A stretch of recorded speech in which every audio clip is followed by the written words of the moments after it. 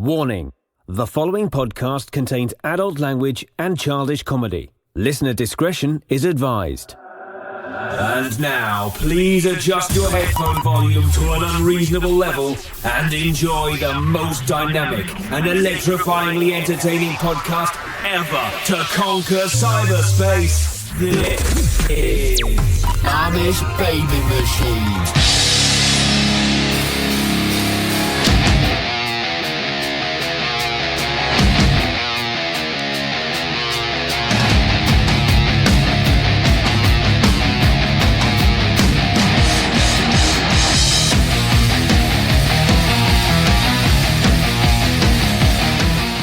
Hello, friends, and welcome to the most powerful podcast ever created, the Amish Baby Machine podcast, starring me, Dags, and today we have Johnny Rage.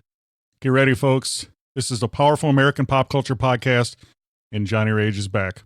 Dags, you always say this is a powerful podcast, and I always took it for granted.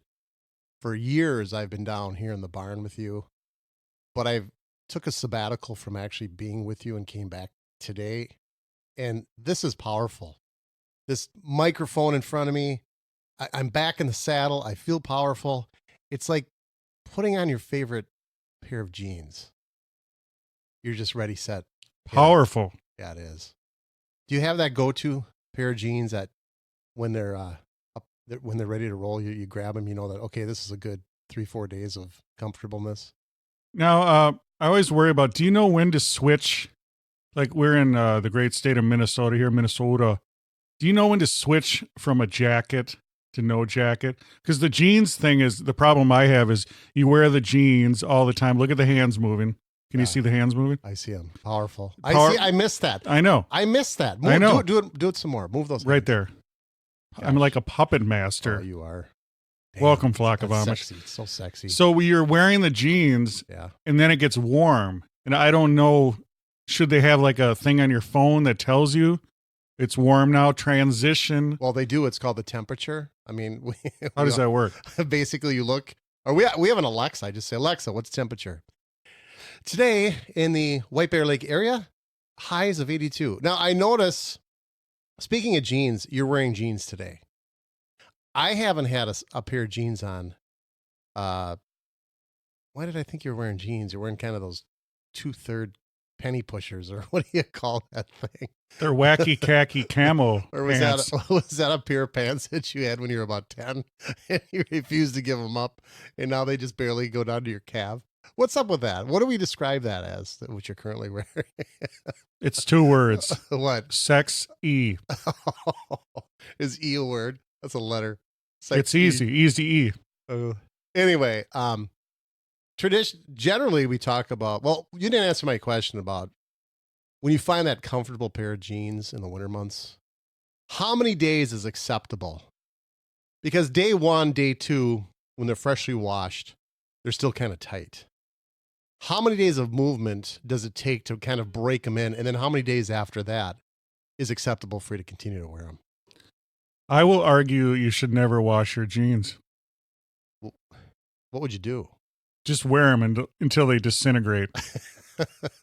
So what happens with my jeans, by the way, guys, powerful review today. We have 2 reviews. We have the Impossible Burger, the Impossible Whopper. I've waited in parking lots for months for this. And also we have a beverage. Johnny Rage's. Describe that beverage right now. Oh, I love the packaging here. On yeah, this let's. Do you want to get right into this review? Well, no, we got to. Let's finish our topic on jeans, and then we're going to talk about jeans. Yeah. Well, we're going to finish we'll wrap it up. I'm just okay. So we have a alcoholic beverage. Yep, called hard water. I'm going to try this. And we have a Impossible Whopper. All right, go ahead. All right. Well, I'm just asking you, Dags, what's that limitation for jeans in the winter months? You know, when you wash them, they're tight. So you got 2 or 3 days of just tight jeans, and then you kind of get to that break-in point, and then there's a point where they get overbroken in, and they're loose, and they kind of drop down. How many days is acceptable in your world to wear a pair of jeans consecutively before it's like, okay, time to go to my less comfortable pants? I just keep going. Okay, I'd say 7 days. That would be acceptable. Wow, you're very neat. I am neat and tidy. You're very tidy. We've been waiting for this. We've talked about this on the podcast before. people who have listened to this podcast know I was waiting in the parking lot of Burger King for months, just like concert goers or Black Friday people who stand in front of Walmart shops for days ahead of time, get a tent, or maybe people like you, Dags, that want to see Star Wars, camp in front of the movie theater. I've done this for the Impossible Burger at Burger King. You can hear the bag. Can you hear that, Dags? Bring it up to the microphone. Oh, man. Let the flock of Amish, the fans, enjoy that. Well, I mean, with any type of food, for me, you don't just delve into it. There's a process here. You look at the bag. Okay, it's a typical brown bag. For some reason, brown bags makes food look and smell and taste better, and you haven't even eaten yet. Do you agree with me, or do you like the old white McDonald bag? Everybody's gone with Do you this enjoy one. the graphics on there? I love it. It's kind of a faded look to it. They have a little advertisement here. You can download their app. Everybody's got that. But I just like the presentation of the Burger King bag. The brown bag sack, kind of like I'm a hardworking guy.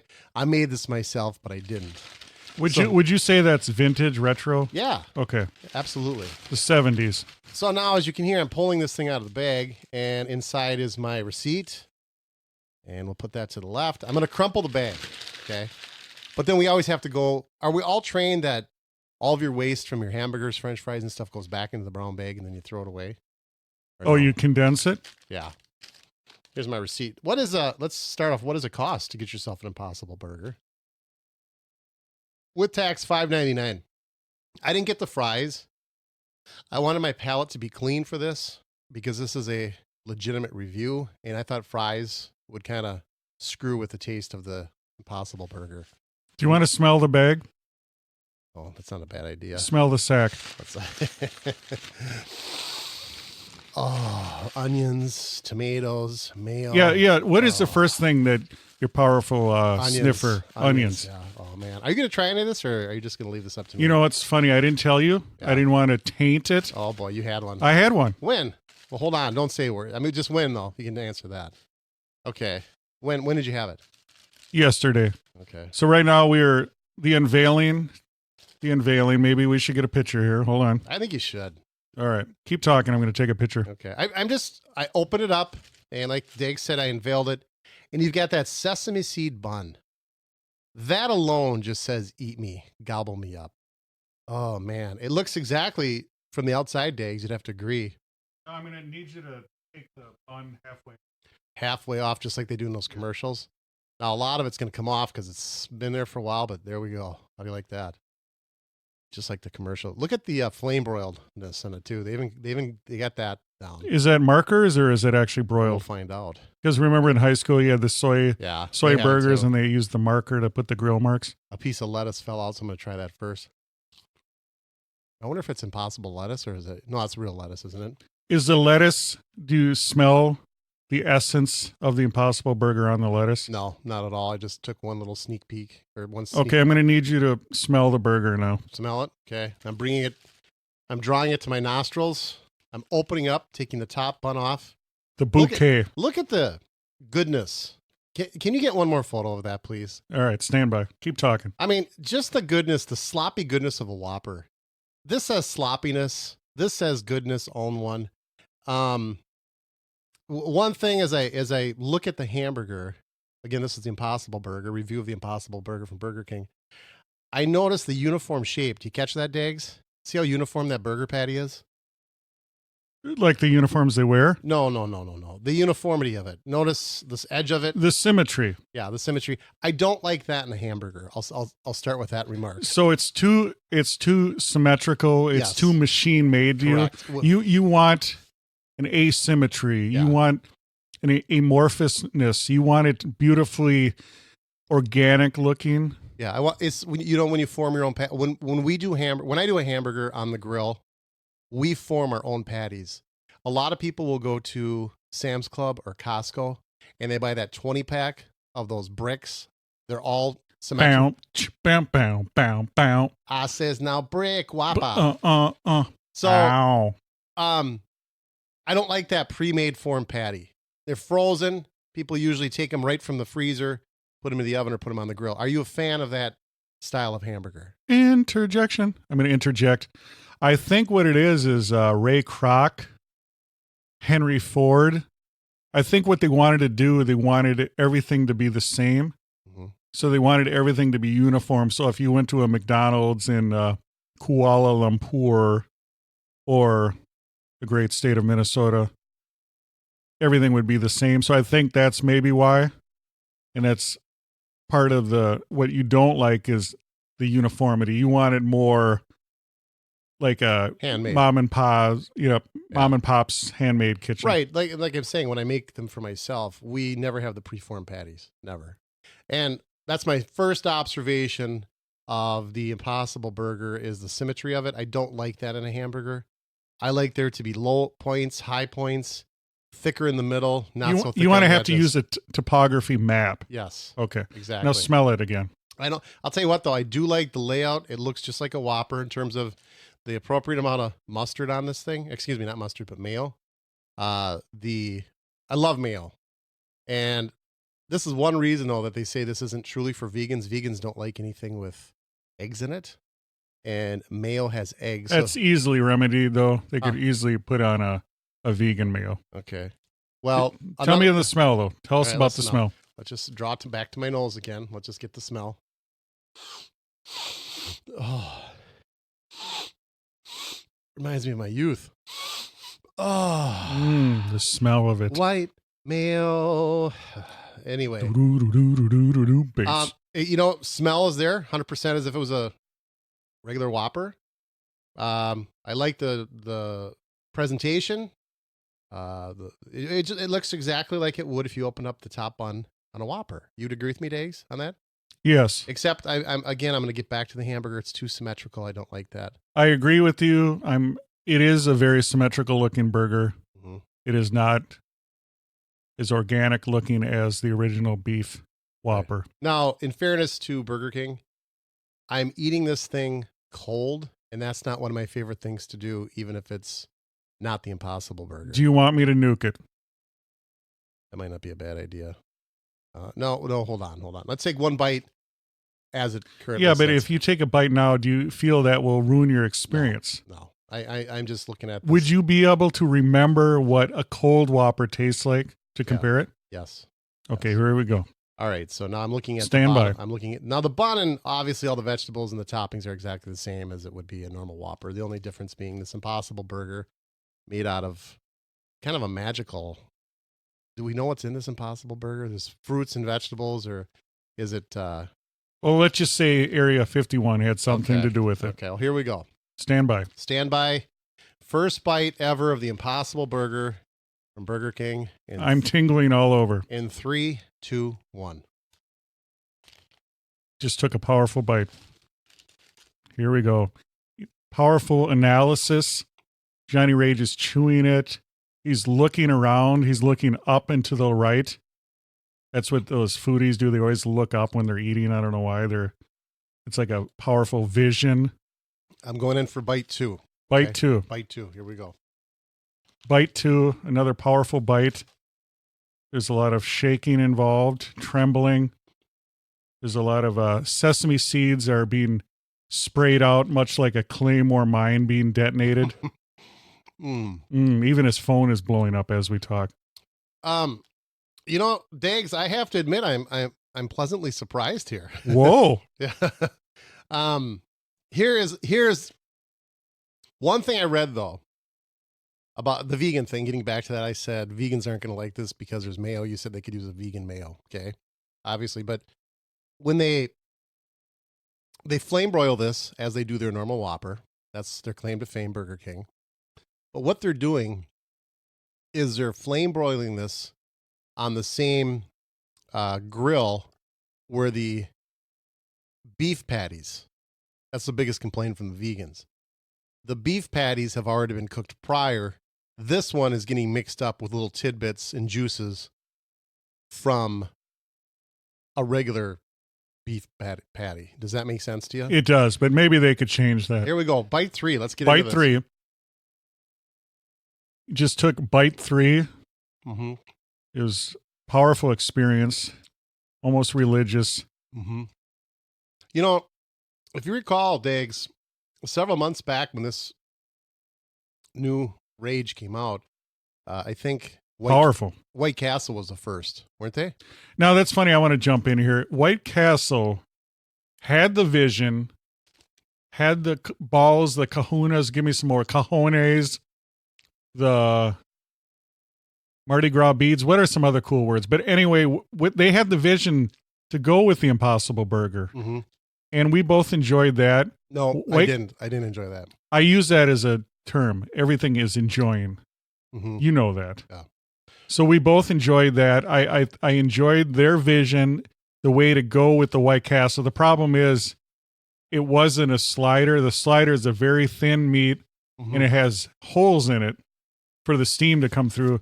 So I think it wasn't a fair comparison to say that the White Castle was a slider. It was more like it was a White Castle burger, not a slider, just an alternative to the slider, but I don't think it was trying to be the slider.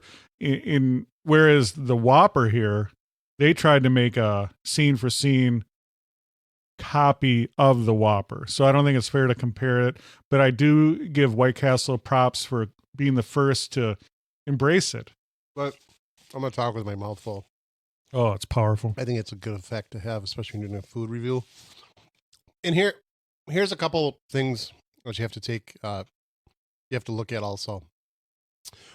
You take mayonnaise and throw it on anything and it's good, correct? So the Whopper has a distinct advantage over White Castle because it piles on the mayo, piles on the tomato, piles on the pickles, piles on the onions, and then you have the Impossible Burger inside all that goodness. Now I want to jump in here. I think it's really apples and oranges comparing the two because the slider, they're small little almost bite-sized burgers. So I think you get a cumulative effect of them. You know, with the onion, the pickle, the cheese. I like cheese on there. I prefer them steamed. So the Whopper is typically you have one Whopper. Right. But with a slider, I mean, even the person with the smallest appetite is going to have a couple at least. Right. But so I don't think it's fair to compare those two. So let's get back to your experience you have of to the compare, Whopper. You have to compare the two because what I'm saying, it's kind of like everybody that says, I love venison. And you say, oh, really? How do you prepare it? Oh, I take cream of mushroom soup and then I dip it into Worcester sauce. And then on top of that, I've got this mustard ketchup combination. It's like, wait a minute, dude. You obviously don't enjoy venison because you're absolutely covering up the taste with all the side stuff. Well, that's true. That's true. That's like sausage too. It's like, oh, did you have some of my bear sausage? But that's what I'm saying. And 99% of it is pork. That's what I'm saying No, about. you're right. That's what I'm saying about the Whopper. The Whopper has kind of that cream of mushroom soup effect with the mayo, the tomatoes, all that goodness. You could put here probably a block of wood in there and it would taste good. So let me ask you this: do you want to break off a piece of the meat? I'm going to do that. That was going to be phase 2. I ate it as a whole sandwich. Now I'm going to go in. I'm going to uncover this Impossible Burger. Okay. And I'm gonna eat it naked. Just look at it for a minute. Just look. Again, it's symmetrical, perfect in size and shape. No, don't even say anything. Just look at it right now. Right now, he's looking. God, it's powerful. All right, go ahead. Okay, I'm kicking a pickle off the real estate here of the Impossible Burger. Now, do you like the pickles generally? No. Are you a pickle person? I'm really not a pickle guy. What's really strange is you've got those foods you'll eat in different circumstances. I will eat a full pickle, but I do not like pickles on my hamburgers. Also a mushroom. I will eat mushrooms raw. I will eat mushrooms on my steak. Do not put a mushroom on my hamburger. It's just a weird. Whoa. Because raw mushrooms, that's a whole different thing. Do you eat raw mushrooms? You know, I would, but I prefer them sauteed. You prefer them, but would you eat them? Yeah, I'll eat anything, but I don't want to. Okay. All right. Well, I'm kicking off pickles. I'm kicking off. This is some full research here for the flock. I'm actually going to take my tissue, my napkin. I'm going to go out on a limb right now, and this might be our best episode. Wow. Well, of course, it involves food. I mean, anytime you get me around food, it would be the best episode. Hold on, though. I'm actually dabbing. That's a proper word. Yes, as he dabs, I want to thank everyone that listened to this powerful podcast. Make sure you follow us on Twitter. I just had a powerful giveaway where I gave away 1995 collectible Spider-Man stickers from the powerful animated show. Wow, cool. So go to Twitter, follow us at Amish Bee Machine. I'm sure there will be more giveaways. We're on YouTube. Subscribe. YouTube. Go to Facebook. Like our Facebook page. Patreon. If you want to help support this powerful show, go to patreon.com. Also links on amishbabymachine.com. Give us your support and we will love you forever. Also merch. God, I got a lot of merch. Powerful t-shirts, hoodies, tank tops, everything that you would need with powerful logos. Check out our merch. Also, our podcast is everywhere. Check it out. Podbean, YouTube. It automatically goes up to YouTube, Apple Podcast, Stitcher, you name it, we got it. And now let's get back to Johnny Rage. Well, another thing too, if you have Alexa, just ask Alexa to pull up the Amish baby machine. Yeah, thank you. Yes. And now in the great state of Minnesota, it's hands-free driving. Yeah. So just do everything Bluetooth. Just say, tell the world that you want to hear Amish Baby Machine, the most powerful podcast ever created. Is there a moment we can talk about that hands-free thing too? Or yes, let's all right, let's get back. All right. I'm in the Impossible Burger. To eat the Impossible Burger. I went to Burger King today. The Impossible Burger was released at all Burger King stores across the 48 contiguous, I believe. Unleashed. And I decided I did have it at White Castle. Didn't like it. I thought, you know what? I'm going to try to get it in the form of a Whopper, and that's what we're doing here today on the Amish Baby. Johnny Rage is reviewing for you to see if it's worth the trip to Burger King or not. But is it ever not worth a trip to Burger King? I mean, let's face it. You can never go wrong. It's like, when do you ever go to Burger King and say, damn it, why did I go there? Never. Right? Dags? I do enjoy that they have apple pie as a slice. It's not like deep fried or anything. Mm-hmm. It's just a slice of apple pie, and I enjoy that. All right. Now let's see if I enjoy the naked Impossible Burger. I'm going to sniff it. The sniff test. Sniffing. Okay. Now, again, it does have that meat smell and flavor, but this has been basting in the juices. You know, I gotta wonder if it really has been. Why do you say that? Well, it's possible, but I think, let's just say that that's its own natural funk. All right, here we go. In 3, I'm going to bite into this in 3, 2, 1. Can you hear it? Can you feel it? The chewing. Oh my God. Wow. I feel like the Cookie Monster. I just want to grab this thing and I love cookie. You know, I'm really trying to criticize this thing, but stage 2, eating it naked. I know I'm not supposed to talk with my mouth full. No, if that were the case, I'd never be able to talk the rest of my life. Yes. Let me just go naked again here. Break off another little piece. Because it's quite an experience just watching you. Oh man, I love food. I just love to touch it, feel it. I just love to look at it. They say they can make this thing bleed. I guess that would be when they're forming the patty, but they're not forming these patties. You can tell these are factory sealed. Let's go in here for another bite. Ready? In 3, 2, 1. Another bite. Another bite of the Impossible Burger by Johnny Rage. Powerful review on the most powerful podcast ever created. Gosh, I almost wonder if they didn't screw up on the order and give me the regular Whopper here. Wouldn't that be something? It was just like a big scam.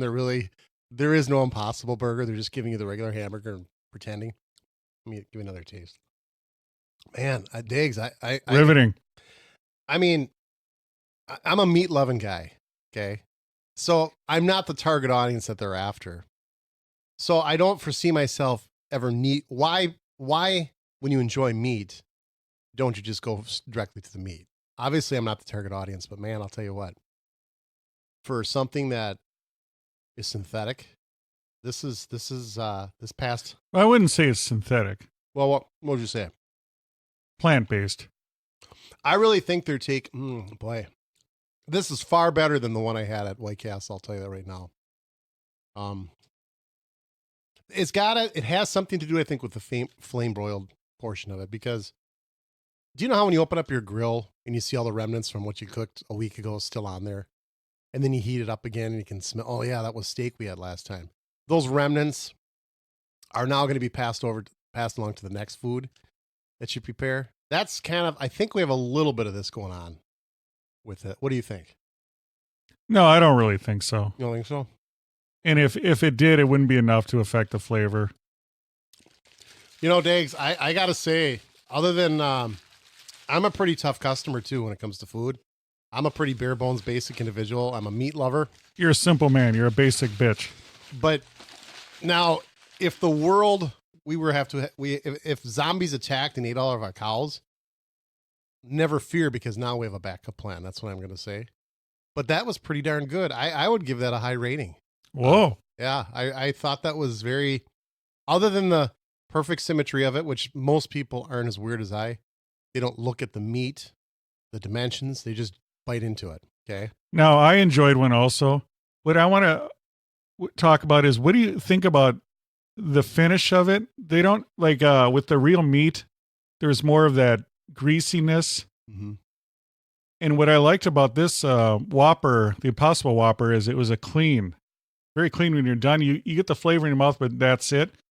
You don't have that aftertaste. And a lot of times, you know, they talk about gut bombs. It seems like this didn't sit in my stomach like a greasy burger would. Mm-hmm. You get the flavor, and then when you're done, it's almost refreshing because you're not bogged down by that greasiness. What do you think? Well, one thing I noticed, you talk about the palate, when I got the White Castle Impossible Burger, the first bite turned me off. I felt like it was kind of a sandy grit cardboard taste. And you're saying, well, when have you ever eaten sandy grit and cardboard? Sometimes I get really hungry. Okay. There was a grittiness to it and a sandpaper cardboard feel to it. Then when I swallowed it, the payoff on that hamburger was the aftertaste. This Whopper, however, had the consistent taste from the moment I bit into it as the sandwich, and then when I pulled it out and ate it naked. I thought it was a very consistent flavor. It never once gave off the feel that I wasn't eating a hamburger, that this wasn't real meat. Now, I wonder about the Impossible Slider, the White Castle Burger.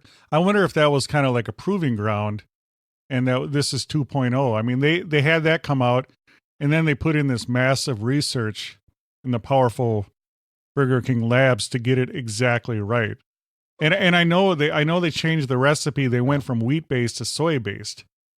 So I wonder, you know, that from the release of the White Castle Burger Slider to this one, there's got to be a lot of changes. It's almost like CGI or video games where you see the progression. It gets better and better. I may have to go on another mission to White Castle and retry their Impossible Burger to see if maybe, because that could be a huge difference going from wheat to soy. That there lies, my friend, and what could be the big difference in the consistency and the taste of what I've experienced today versus what we had. But I want to thank you. That was a powerful review. Oh, it was almost life changing for me to witness it, and I'm sure it was for the fans of Flock of Amish. You think you'll go vegan though because of this? Is that how it's going to change? Here's my thing. Yeah, I'm ready for anything, accepting of everything. I just want it easy, like electric cars. Mm-hmm. I don't hold on to the past, even though I am very nostalgic for the 80s. It's just I want it easy. So electric car, I want it cheap. Charges quickly. The same with these vegan things. I have no beef with the vegans. No, I'm not understanding. That was a powerful joke, wasn't it? You use electric cars as making your life easier. Why an electric car? I don't get it. I mean, what I'm trying to say is to embrace the new things like vegan or anything that's... Electric cars have been around for a long time. Remember when we were kids and we had the racetrack, the cars, you'd squeeze your Johnny Lightning?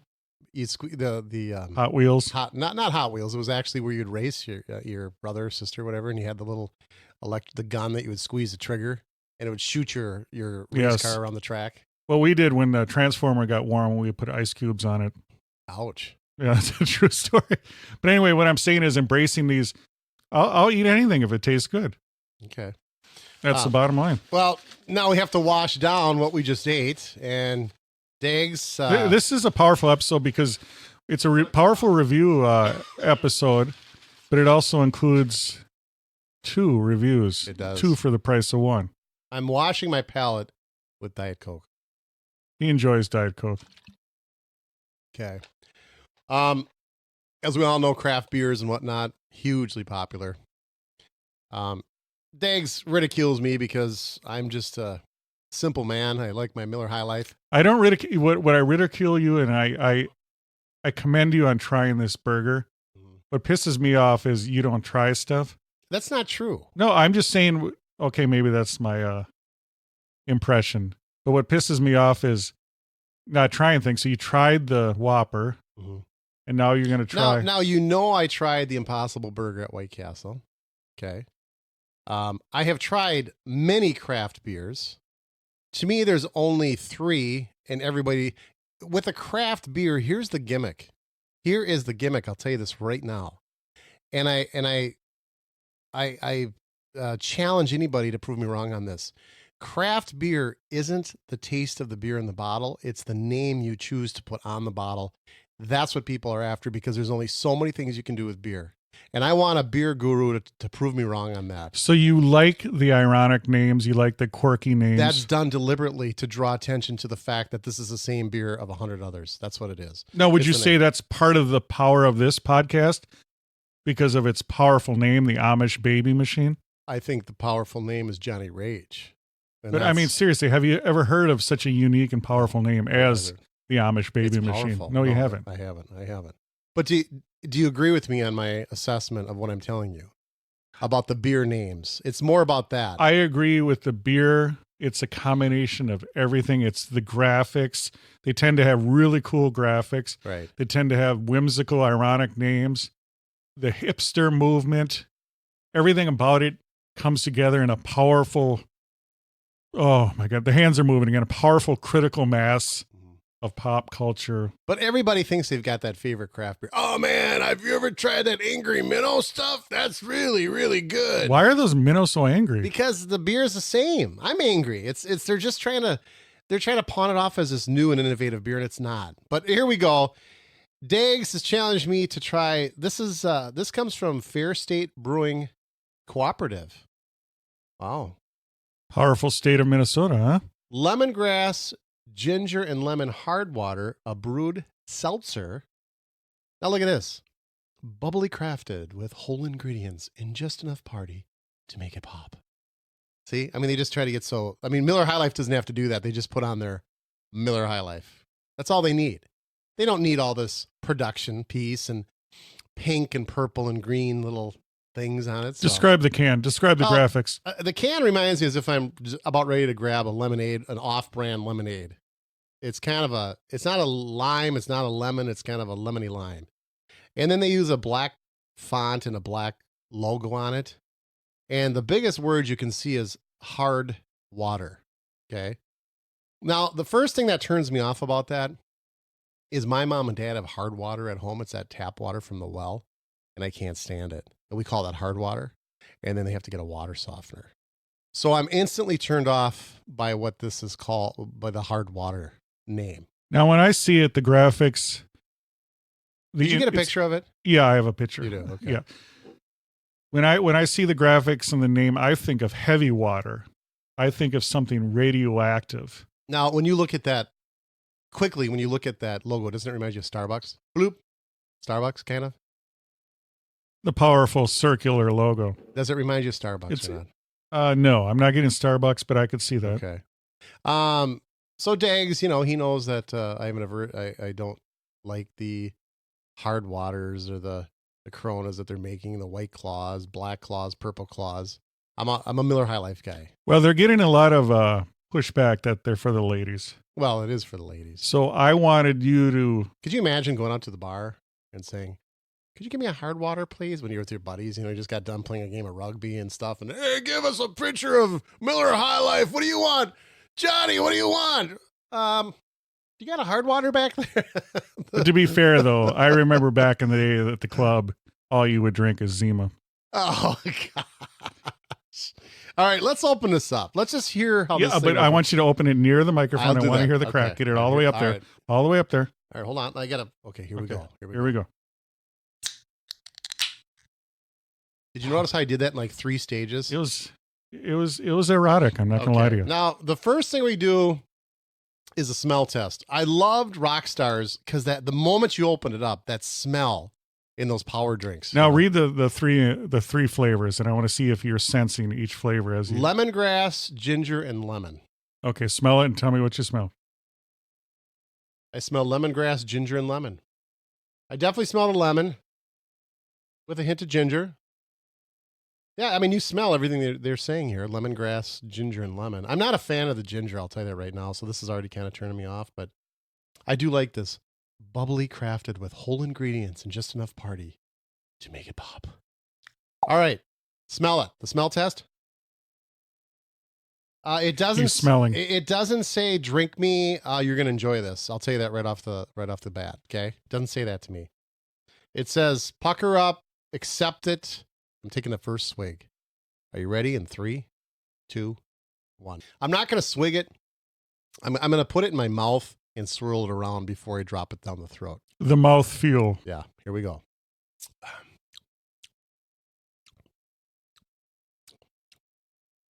Very visceral. We'll take another swig. You have to put it in the palate, enjoy it on the tongue, and then push it down to the stomach. Here we do. Number 2 swig. Swig number 2. Again, taste test right here on Amish Baby from the Fair State Brewing Cooperative. I'm trying hard water. It's a brewed seltzer. This is lemongrass, ginger, and lemon. Here we go. Here we go.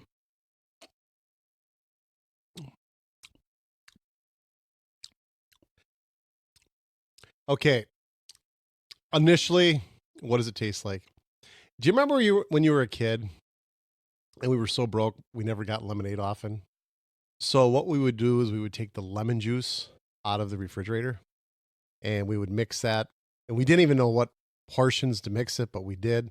And sometimes when you would mix it, it would be initially weak, but you'd have the lemon flavor in your water. Do you remember those days? Did you ever do that? I do. And then you'd have to add sugar to it but you had to find that right quantity. And it was I'm going to need you to shut your phone off. And it was that's a lot of people are commenting. They are. About this. The internet is buzzing as we speak. So, but I'm trying to take you back. I'm taking you back to the 80s, maybe even the 70s. Lemon juice. We didn't have lemonade, so we made our own. That's what this hard water reminds me. Can I burp? Excuse me. I love your Dags. Nobody burps better than you. You've got these Godzilla-esque burps, like a. They are powerful. They're very powerful. Powerful timbre to them. Now, I want to, as we're talking about lemonade, I'm thinking back to the incredibly horrible Country Time lemonade. Oh, I love that stuff. Now, that to me tasted like, we're talking heavy water. That tastes like if you took the Chernobyl reactor and drained it, and whatever was left, just the bottom of the reactor barrel, that was the Country Time. It was the most synthetic, chemically tasting We're using it. swill I've ever had. I hated Country Time. Tell me you were not a fan of Tang. And what? Now, when I say Tang, we used to eat that without adding water to it. It was just like remember a Lickamate or Lickum stick? You just took the sugary goodness of the Tang. You take a little spoon, dig into it. The Tang powder. Are you familiar, Dave? Yes, it's the astronauts. Yeah, but Empower the astronauts. Did you overdose, get sugar shock on Tang like I did? Or no? Did you actually mix it with the water? We were in a Tang family. So you never had Tang as a kid? No, I never had Tang until I was older. Really? Wow. You're scarred for life if you've never had Tang. That's a whole new Yeah, experience. it was sweet Tang, I heard. Yeah, it's a sweet Tang. So let's go back to this review here. Brewed seltzer. Now, do you like this, Dags? Have you tried one? This seems like this would be kind of a Dags drink. I did. I tried it because I like to. I'm going in for sip 3. I like to try something different. I thought not enough carbonation. I enjoy ginger. Ginger is a powerful, complex flavor to me. Did you like Marianne or just ginger? No, you know I love Gilligan. So the powerful ginger, complex, I like it so strong that it burns your mouth.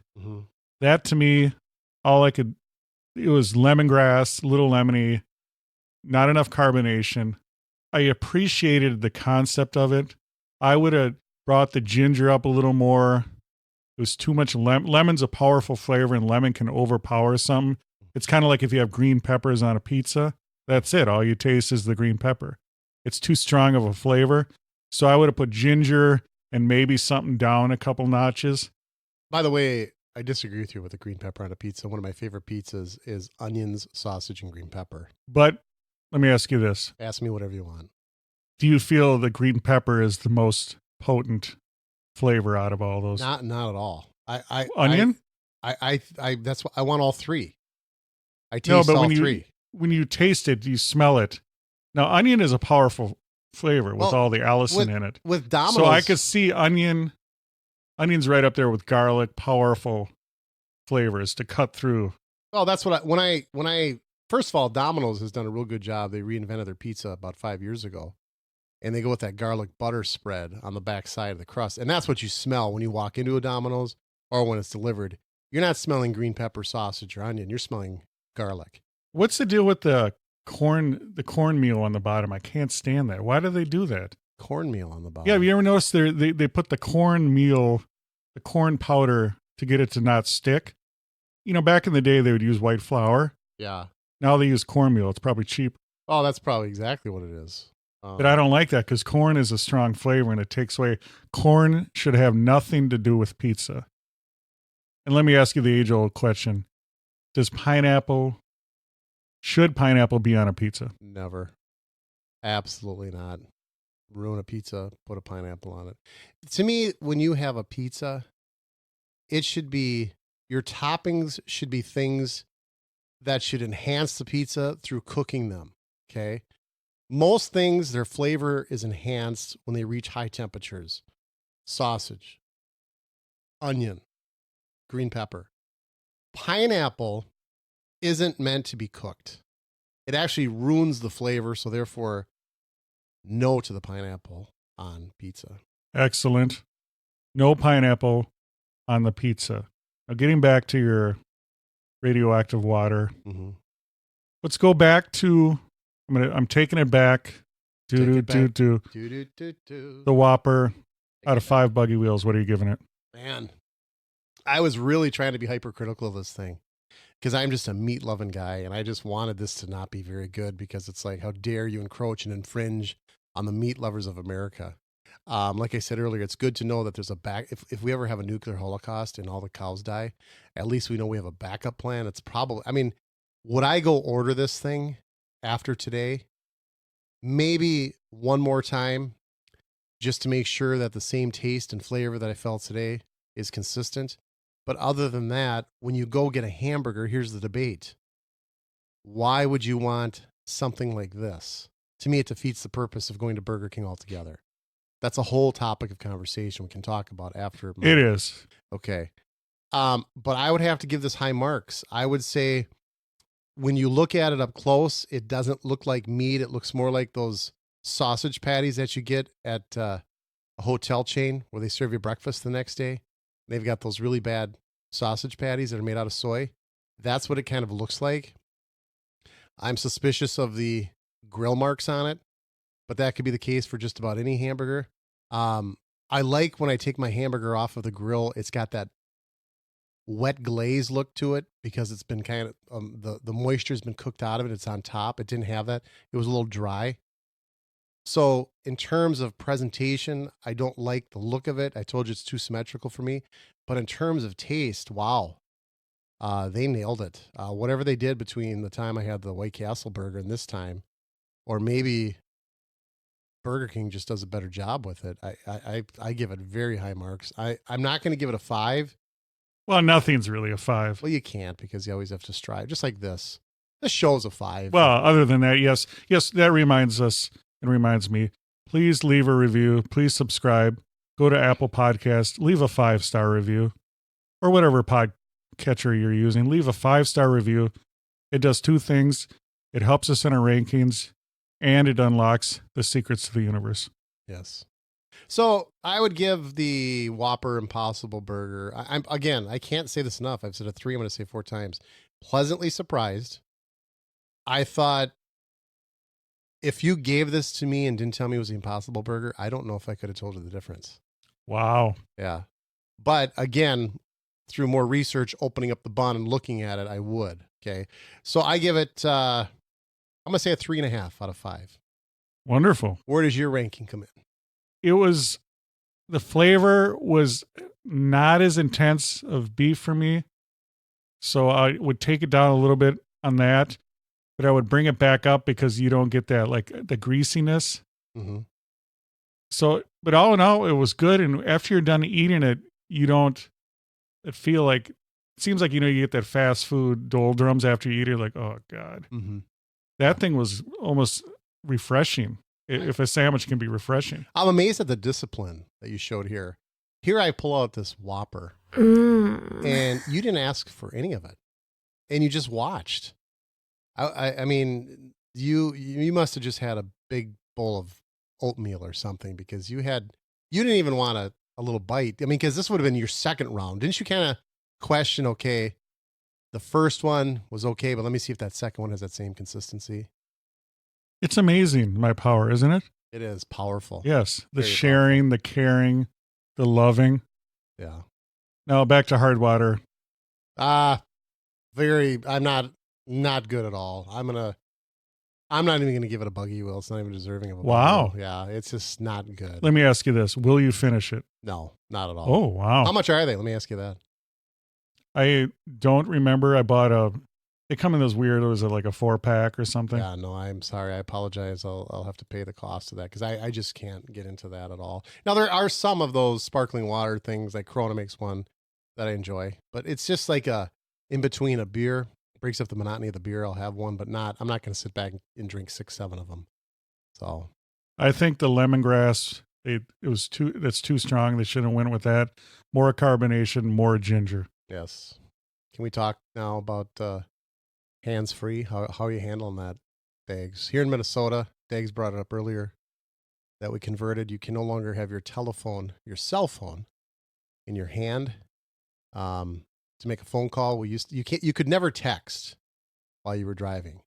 So now they took it a step further. We can't even make a phone call anymore. I've been struggling with this, Dags. How about you? How have you been? Now, doing? you're a professional driver, so I'd like to hear your opinion. Well, there's a couple of things. Because it's hands-free, I do have a Ford, and they've got that in sync. I can't sync it up for some reason, and that obviously would be the most seamless way to go. So I went to the Walmarts, and I purchased one of those hands-free devices that holds your phone for you. That thing has been more of a pain in the ass than what it's worth. It actually plugs into your cigarette lighter, and then it's got this cord that I do like. It's a bendable cord, so you can kind of put your phone in any position you like. And then you can also charge your phone, because the portion that goes into your cigarette lighter on the backside of it has a USB port. So I like that portion of it. But then the phone is too heavy for this thing. So most of the times when it's in the upright position, it swings its way down to the downward position and actually falls out of the cigarette lighter. Oh, I would get rid of that. Oh, and I find myself reaching for my phone while I'm driving. No, what I notice is, they want the hands free. So you're right. You have to put your phone in some sort of contraption. Mm-hmm. And to me, that's more distracting, I think. No doubt, because when people call you, you're trying to look at this phone from a distance away versus just bringing it up to your eyesight. Yeah. I think this could actually, and there so far here in the state of Minnesota, as of yesterday, I think they said there was 1,200 citations given out, which, does that seem like a lot? When this hard deadline, I also felt there should have been like a year-long learning curve. That doesn't exist. A grace under pressure. Well, they say Powerful Rush they say album. there's a $50 fine if you're pulled over, but the $50 fine with court costs actually works out to be about $185. So Whoa. yeah, so there's no grace period. Now I have my buggy has powerful built-in. I drive a luxury, powerful buggy, Mm-hmm. so it's hands-free, Bluetooth. It usually syncs pretty well.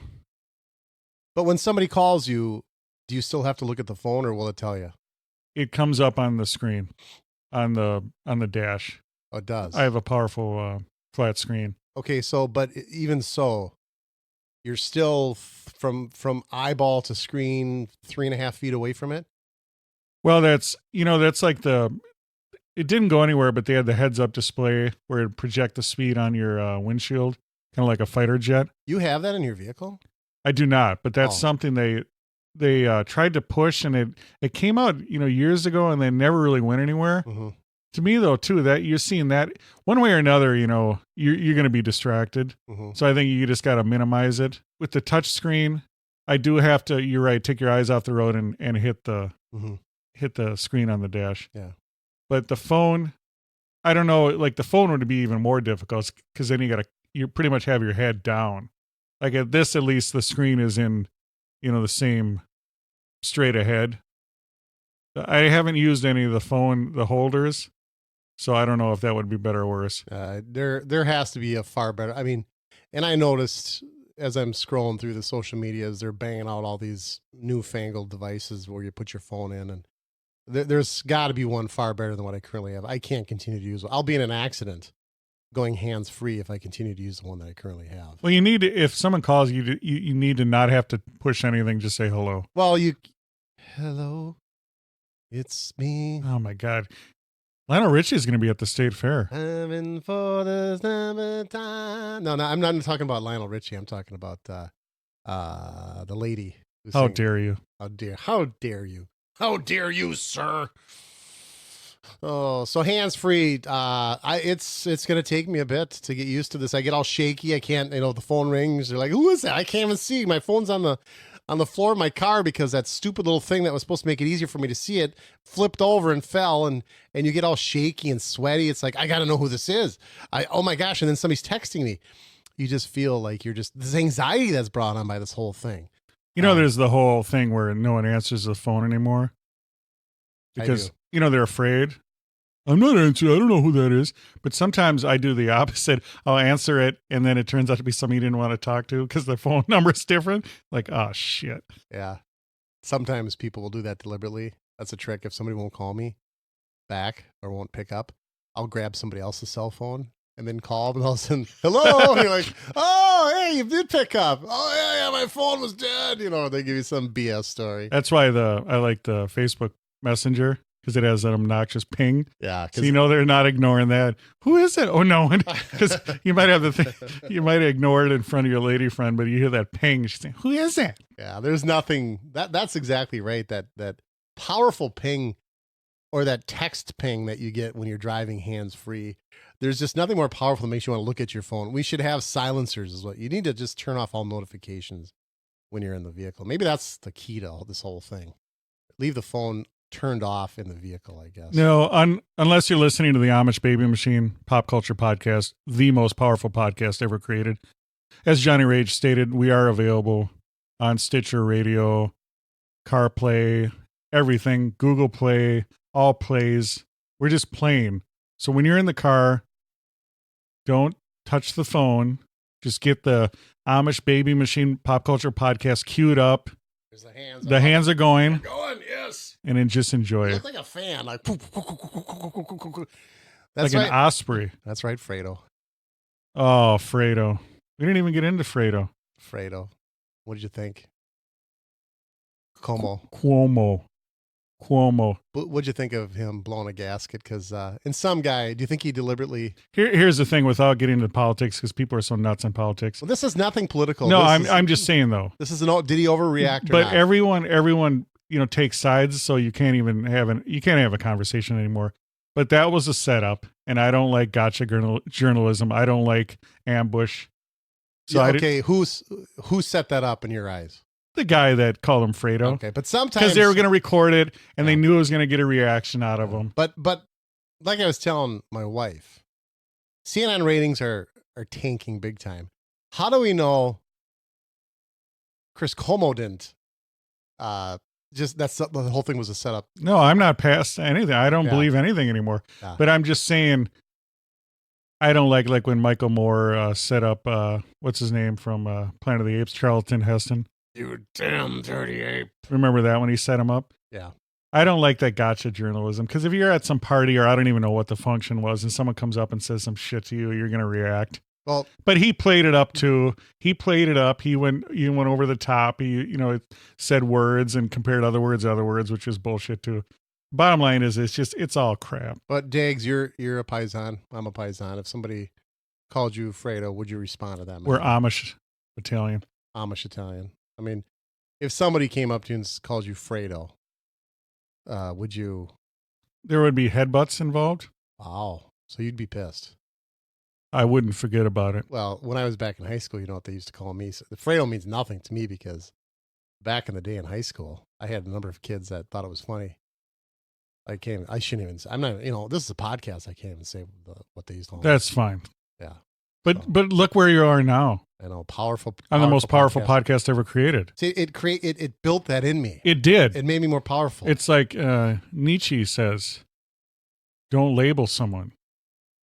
Because if you label them, then they have to wear that "Hello, my name is Johnny Rage" sticker. And then you leave it on, you go to the grocery store. Hello, Johnny. Or how about the "I voted" sticker that Yes. you forget? Yeah. I'm not big into the sticker thing at all.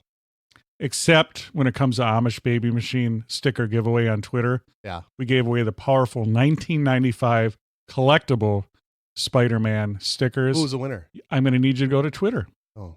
Yes. You go to follow us on Twitter at Amish Bee Machine. I kind of thought I'd have some insight to this because I'm a powerful co-host here. I don't rank where I get the insider information. You're going to find out. Okay. But I want the fans of Flock of Amish to follow us on Twitter at Amish Bee Machine. Find out about our giveaways. Find out about our merch. Johnny Rage, did you have a good time today? Hey, anytime I'm eating and drinking and getting paid for it. Wait a minute. Am I getting paid for this? Anytime I'm eating and drinking anyway, I'm having a good time. You bet, Dags. And until next time, my friends, you've just enjoyed the Amish Baby Machine podcast. Thank you for listening to the Amish Baby Machine Pop Culture Podcast. It is available on Apple Podcasts, Spotify, Stitcher, and everywhere else fine podcasts are found. Please support our podcast through Patreon and shop our merch at AmishBabyMachine.com. Follow us on Twitter, Instagram, Facebook, and YouTube. This has been an Amish Baby Machine production.